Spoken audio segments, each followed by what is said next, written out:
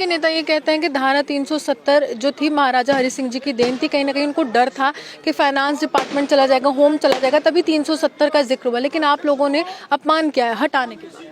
देखिए, ये भी गलत इल्ज़ाम है और मैं आपको ये भी बताना चाहता हूँ, आज पाकिस्तान की सरकार को भी अल्टीमेटम दिया गया है वहाँ के लोगों ने कि 26 अक्टूबर तक कुछ मांगे रखी हैं।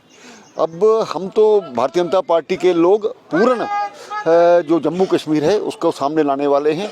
ये जो अभी भी पाकिस्तान की वकालत करने वाले लोग हैं वो कुछ भी करें। 2024 का सबसे बड़ा चुनावी मुद्दा, एक तो राम मंदिर का निर्माण हो चुका है, 22 तारीख जो है वो सबके लिए निर्धारित कर दी गई है, लेकिन अब आपके लिए पीओके सबसे बड़ा मुद्दा रहेगा चुनाव। लेकिन हम जो कहते हैं करके दिखाते हैं और इतिहास में भी दिखाया है, नीति तय कर रहे हैं। बिल्कुल ये जम्मू कश्मीर पूरा होगा, जो पार्लियामेंट में प्रस्ताव पास हुआ उसी के आधार पर हम इसको एक साथ गठबंधन को पटकनी आप इस तरह से देंगे पीओके वापस। देखिए, मुझे लगता नहीं कि इलेक्शन तक ये इंडिया गठबंधन रहेगा।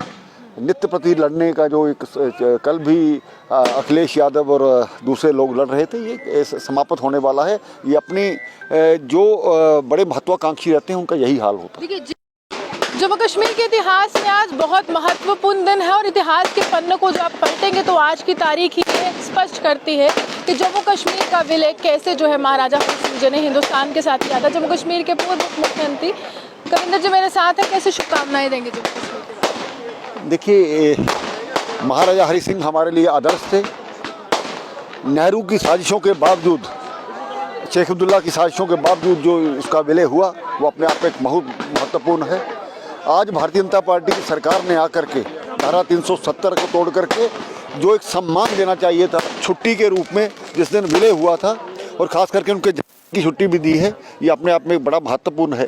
जम्मू कश्मीर की पूरी जनता उनको आदर करती है और जो खास करके किताबों में इतिहास को चेंज किया जा रहा है, जो सच बताया जा रहा है, वो भी एक बड़ा महत्वपूर्ण है। तो आप भी बदल रहे हैं, एनसीईआरटी इंडिया का बदल कर अब भारत, हम सही किताबें ला रहे हैं, जो सही इतिहास था।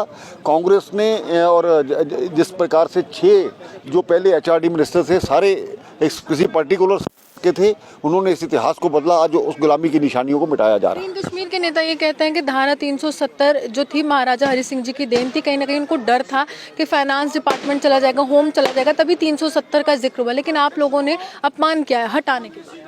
देखिए, ये भी गलत इल्ज़ाम है और मैं आपको ये भी बताना चाहता हूँ, आज पाकिस्तान की सरकार को भी अल्टीमेटम दिया गया है वहाँ के लोगों ने कि 26 अक्टूबर तक कुछ मांगे रखी हैं।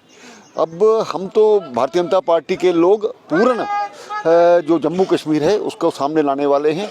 ये जो अभी भी पाकिस्तान की वकालत करने वाले लोग हैं वो कुछ भी करें। 2024 का सबसे बड़ा चुनावी मुद्दा, एक तो राम मंदिर का निर्माण हो चुका है, 22 तारीख जो है वो सबके लिए निर्धारित कर दी गई है, लेकिन अब आपके लिए पीओके सबसे बड़ा मुद्दा रहेगा चुनाव। लेकिन हम जो कहते हैं करके दिखाते हैं और इतिहास में भी दिखाया है। नीति तय कर रहे हैं। बिल्कुल, ये जम्मू कश्मीर पूरा होगा, जो पार्लियामेंट में प्रस्ताव पास हुआ उसी के आधार पर हम इसको एक साथ गठबंधन को पटकनी है आप इस तरह से देंगे पीओके वापस। देखिए, मुझे लगता नहीं कि इलेक्शन तक ये इंडिया गठबंधन रहेगा। नित्य प्रति लड़ने का जो एक कल भी अखिलेश यादव और दूसरे लोग लड़ रहे थे, ये समाप्त होने वाला है।